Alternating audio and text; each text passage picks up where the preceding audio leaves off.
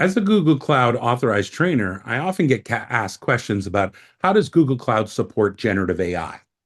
Obviously, Google Cloud's been around for a long time. It does a lot of cloud applications and storage, and it's also done machine learning, traditional machine learning for a long time.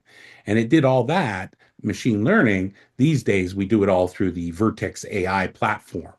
But Vertex AI is not just for deploying and using and model development of your own models. It's also got access to a large amount of pre-trained models, what we call foundation models in the generative AI space. And you'll see that there's about 122 of them from Google, but 44 from partners and some other ones. And the list of what you can do with them: text generation, image understanding, image retrieval, health and life sciences.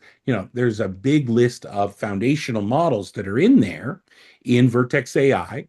But some of these you can take and further fine tune. That means you're going to train them on your own data that's maybe more up to date, more specific to your problem domain. Then you can take those models and go and build applications and even AI agents around that. And so there's something in Vertex AI for all of that. Vertex AI Studio is typically where you're going and initially, playing with and prompting and using these existing foundation models.